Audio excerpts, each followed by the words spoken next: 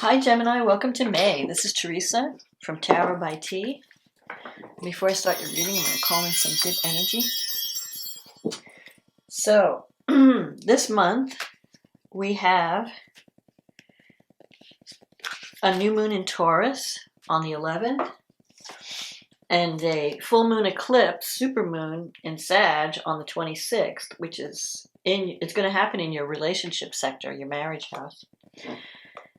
And then we have Mercury's moving into Gemini. Venus is moving into Gemini, which is your first house, and that's going to be attracting love. Jupiter is moving into Pisces on May 14th until the end of July. And then Saturn will go retrograde on the 23rd, and then Mercury, your ruling planet, will go retrograde at the end of the month on the 29th. So there's a lot of not happening in relationships for you this month, especially with the eclipse happening. But let's see what the cards say about love and relationships for May, for Gemini. Okay, what does Gemini need to know?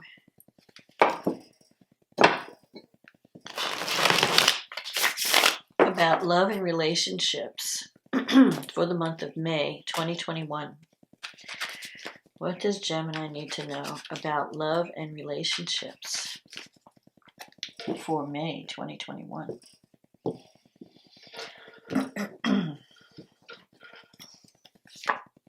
The Three of Wands. The Ace of Wands. The Six of Cups. The Queen of Swords. The Two of Pentacles. The Three of Pentacles, the Nine of Cups, the Five of Pentacles, the Four of Wands, and the World. This is awesome. And the card underneath the deck is the Ace of Pentacles, which is great. I feel like a new job offer might be coming, but let's see what the cards say. So the Three of Wands crossed by the Ace of Wands. The Three of Wands, well, the Ace of Wands is a start of something that's beginning in a relation. It could be a new relationship that's happening this spring. Well, I guess I should say what the months are, because in case you're living in the Southern Hemisphere, the Ace of Wands relates to the months of March, April, and May. So this is happening now. And you have the Three of Wands, so you've planted some seeds towards something new, and you're going to start to see results. And I think because it's Wands, in addition to, I'm seeing Pentacles and Wands and Cups, it may also be a new beginning, a new career. If it's not a love relationship, it could be a new career. Because I'm seeing a lot of career energy, but I'm also seeing love cards. So you have the Six of Cups here. As in the past. This is a card of healing from the past, and also of reconnecting with people from the past. I feel like you have this Queen of Swords energy, so this could be someone who could be an air sign, Gemini like yourself, Libra, Aquarius, but it could also be your energy. And the energy of the Queen of Swords is someone who has this wall built up, very independent.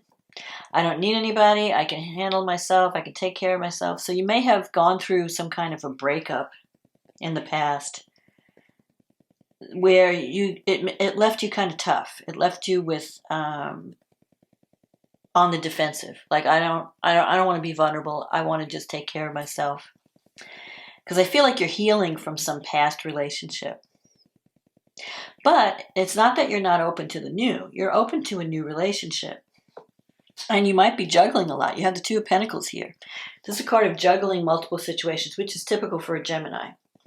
Because Geminis can't just do one thing and be done with it. They have to, you get bored. You have to have a lot of things, plates spinning in the air. So that's why I'm saying it's not just love this month. It's also career. And who knows what, multiple projects. So you're really busy. You're keeping yourself busy. And you have the Three of Pentacles here. This is a card of success and recognition. So I think that you're also going to receive some type of career success and recognition this year. It could even be a new career opportunity coming up or a new job offer. So if you've been working really hard toward a goal and planting a lot of seeds, I feel like that you're going to start to see the results of that, especially because this is the Three of Wands. This is a card of teamwork and seeing results, working with, like, it's a card of three, it's a card of birth. So it's telling you that all your hard work is going to pay off. And everything, and threes are like, fruition, abundance. So if you've been working toward finding, let's say if you're in a relationship and you're working toward making it better, the Three of Wands and the Three of Pentacles can mean success. And you have the Four of Wands here. This is a card of marriage, stability. If you're looking for new love, because you haven't been in a relationship, there's a yes there too. You have the Nine of Cups here. This is a wish fulfillment card. This is a card that means yes. So if you're looking for love in May, the answer is yes. Now, the way that the Nine of Cups fulfills your wish is through the major arcana, which is the World, which you have as an outcome. So I feel because the World is the last card of the deck, I feel like there's a cycle that's ending. So one thing ends and a new thing begins. But you have the Nine of Cups here in your negative thinking sector. So a part of you is a little bit cynical. You may be thinking, oh, I don't know. I don't know if I could find the love I need or the job I need. Whatever it is that you're wanting this new start in, you're kind of doubting. It's like, how people, they expect the worst so they're not disappointed. Well, don't expect the worst. Focus on a positive outcome because you can have your wish. You can have wish fulfillment this month. In your environment, you have the Five of Pentacles. So this comes up, and it could be, if you're talking in a relationship, this could be your partner. Someone close to you might be feeling isolated or depressed, maybe having some financial problems. So if it's not you, it could be your partner. Because Five of Pentacles is instability in finances, instability, like someone feeling insecure, like you don't fit in, you're not sure if you're going to be accepted, you're just feeling cut off or iced, like you're on the outside looking in.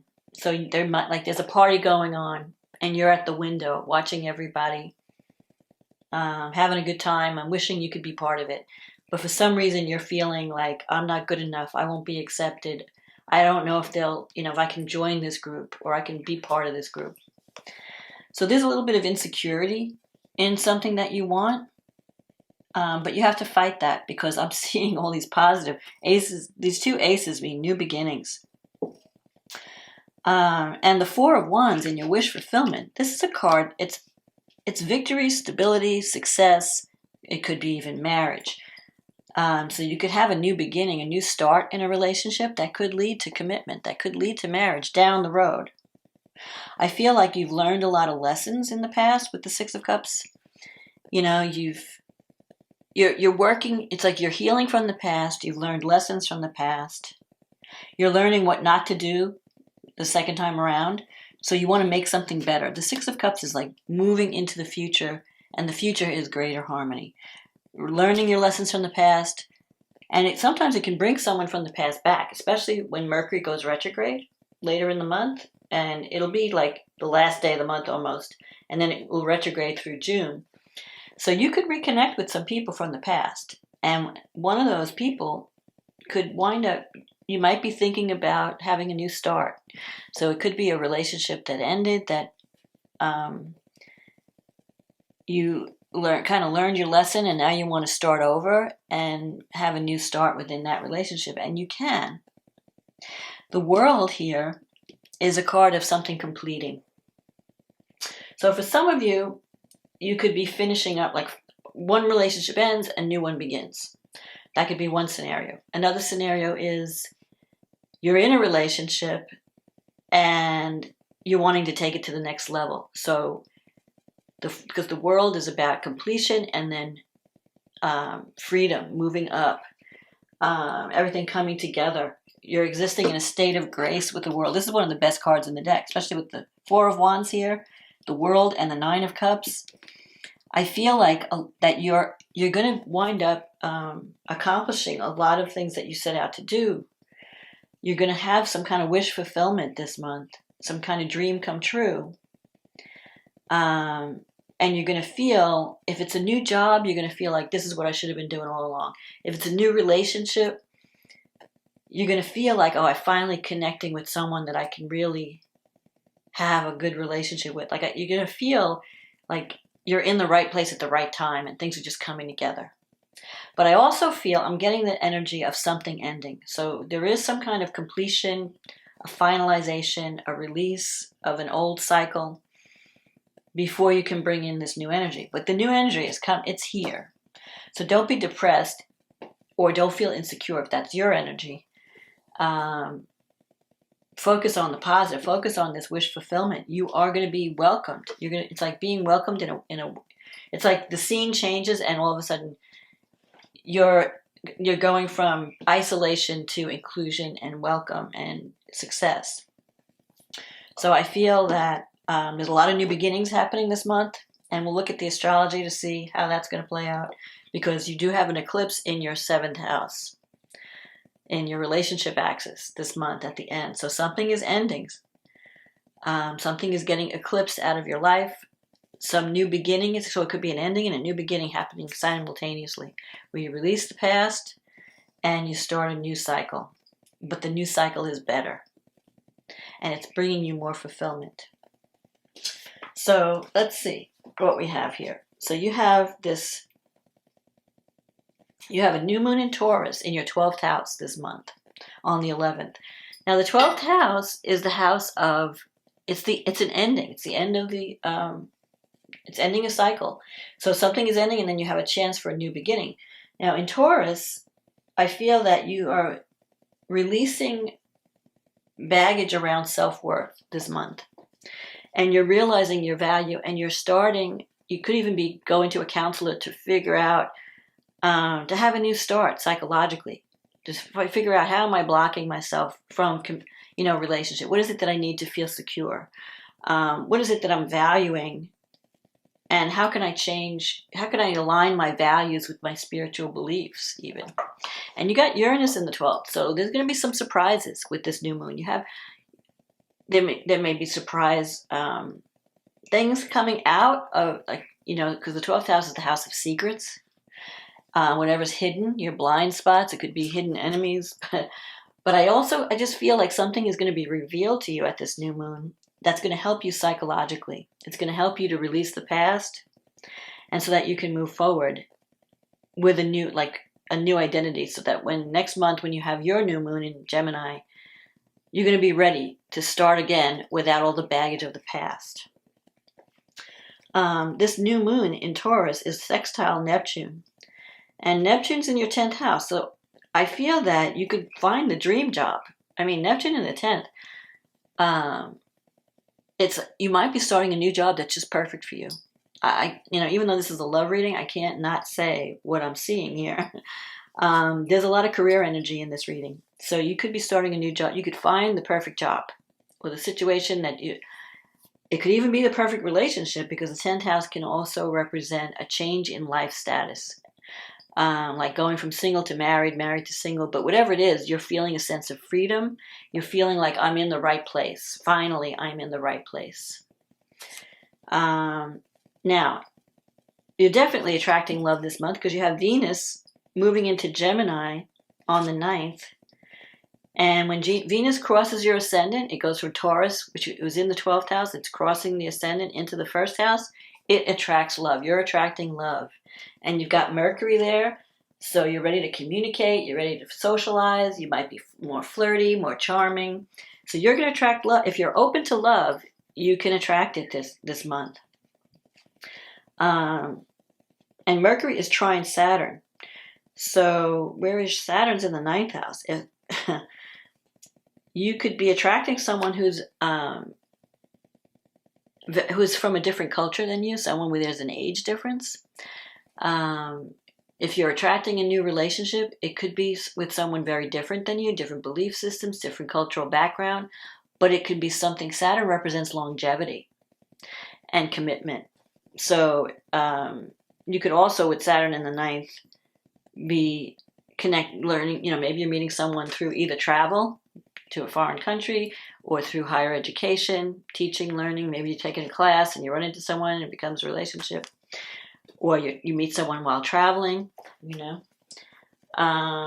You could even be teaching and connect with someone, in that way.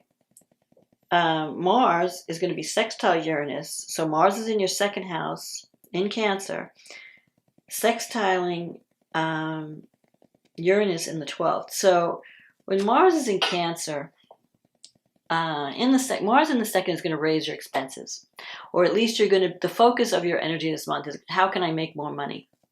I need more money. And so you're going to be, you might have extra expenses. You might have to raise some money. And maybe you need to spend more on family, because Cancer represents, the home and family. There might be expenses around your home.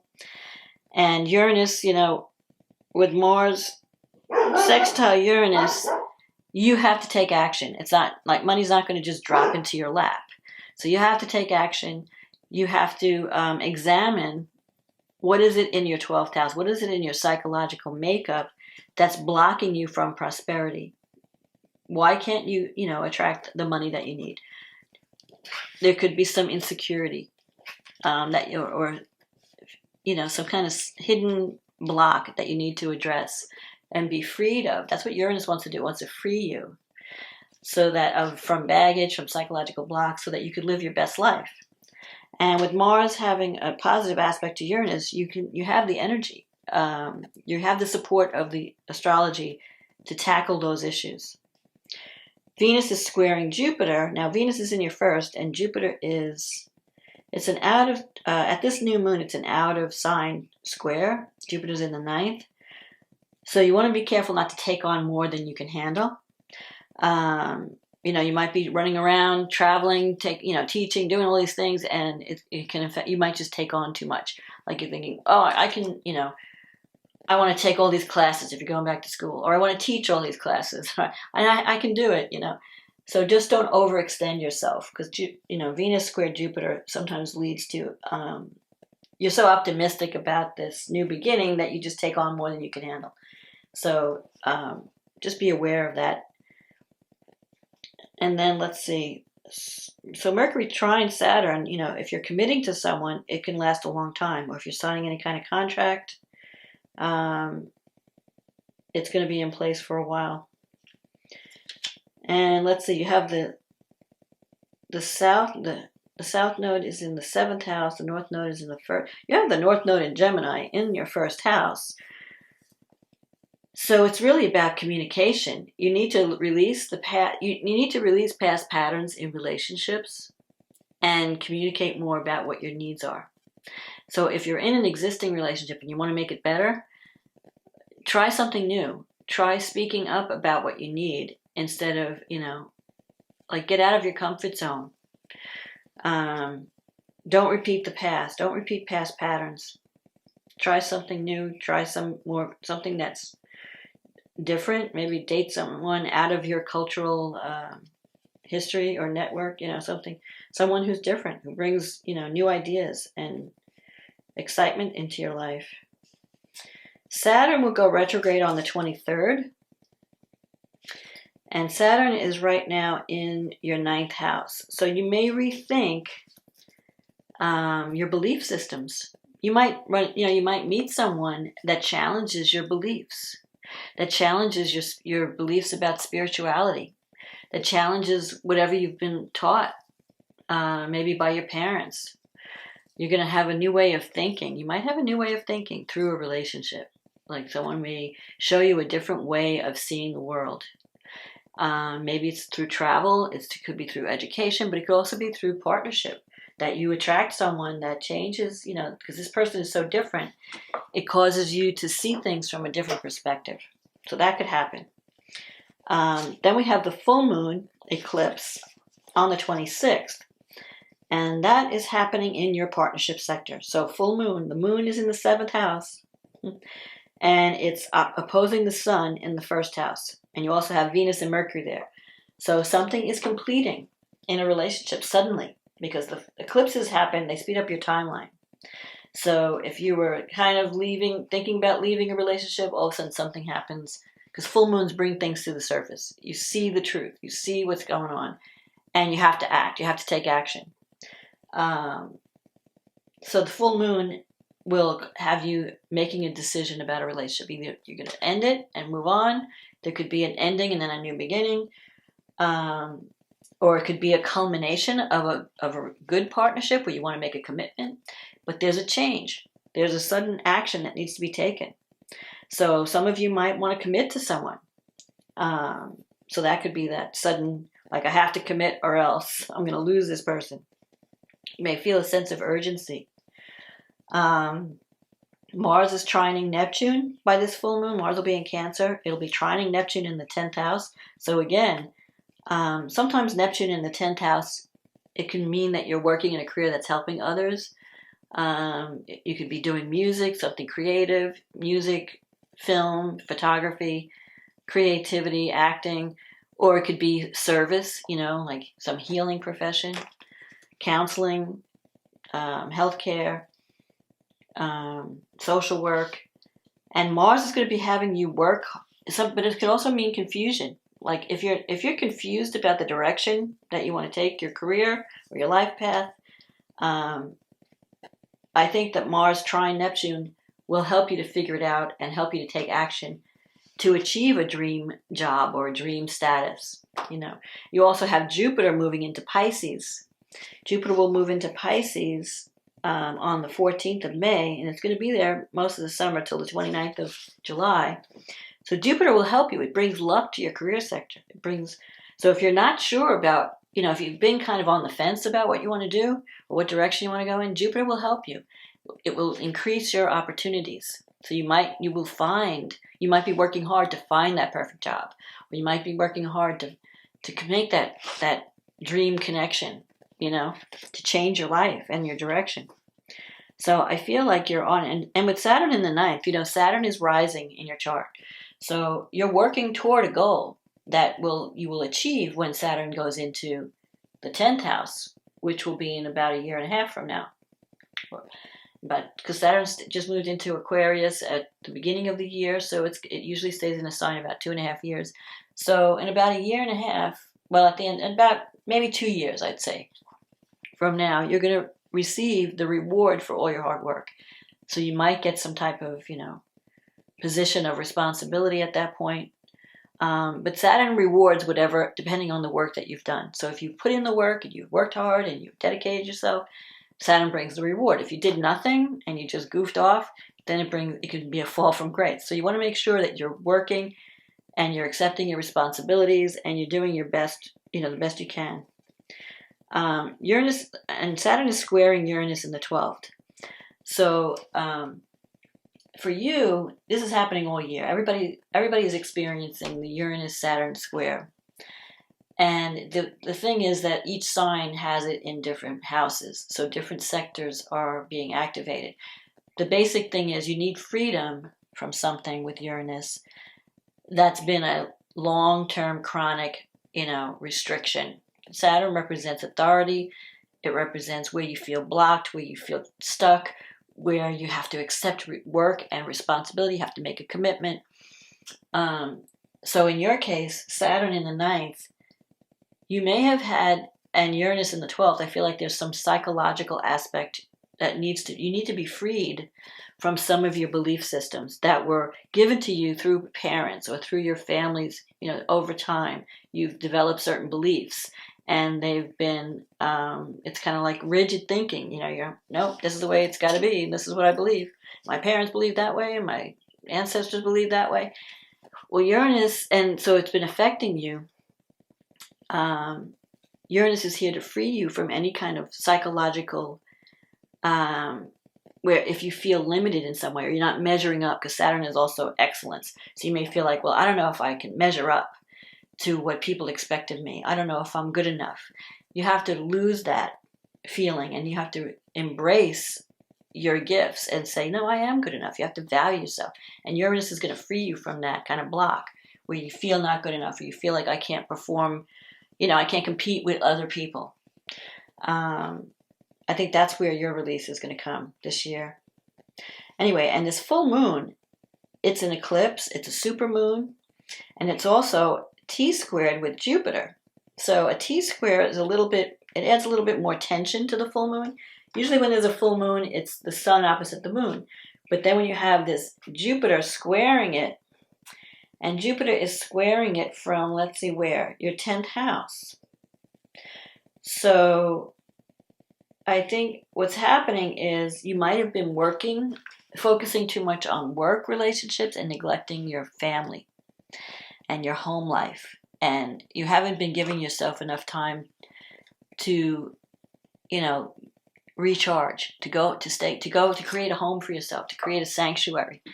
Because you've been so focused on career and getting ahead. And so your relationships have been suffering because you're too focused on your job and you're neglecting your home life. And, we have to have that balance. The balance is, yes, all work and no play is not good. It hurts your relationship. You have to give equal time to the people you care about, your family, your partner, your loved ones, as you do to your career. You can't be all like the career focus and then you neglect your family or you neglect your partner. Or you don't give yourself a break. Let's say you're not even in a relationship. I need to take some time out to rest. I need to lay around the house one day on the weekend and just do nothing and just take a long bath, because you might be turning into a human doing instead of a human being. So this T-square, this eclipse is going to show where you need to make some changes and how you can come back to balance. But I think you have a lot of opportunities coming. Oh, and then there's Mercury going retrograde at the end of the month, and you have Mercury in your first house. So I think what's going to happen is you're going to rethink. Your first house is how you are seen in the world. So you may want to rethink your appearance or how you present yourself. Are you putting your best foot forward? Are you showing your best self, or are you hiding behind your insecurities? So you want to put yourself out there. You want to communicate more. When Mercury goes retrograde, you're rethinking how you're being seen or how you want to be seen by others. And it can also, because it's in the relationship sector, the 1st and the 7th, the 1st relates to the 7th because they're opposing. So when Mercury goes retrograde, it usually can bring people back from the past. You revisit things that you started in the past. So if there was something that you put on the back burner, you didn't have time to develop, now's the time to go back to it and rework it. It could be a relationship from the past that you want to go back to and make it better this time. So you have this chance for a new beginning, is what I'm saying. Where it could either be a brand new person or it could be a new beginning within a current relationship. But you have the ability to make it whatever you want it to be. So take advantage of this energy of Venus and Mercury in your first house. Take advantage of Jupiter in your 10th house, which is bringing you opportunity to change your life path, and to get on the right path, the path that brings you fulfillment, and it utilizes your talents in the best way so that you can shine your light on the world and share your gifts. So I hope you enjoyed this reading, Gemini. If you did, click on the like button, click on the subscribe button, leave a comment and let me know if this resonated with you. And enjoy. Have a wonderful May. I think things are going to really be looking up for you in May. And happy birthday if you're an early Gemini. And thank you for supporting this channel. You have a lot of exciting new beginnings coming this month. Wish fulfillment. Seize the day is what I could say. Enjoy May, and I'll talk to you again next month. Okay, bye now.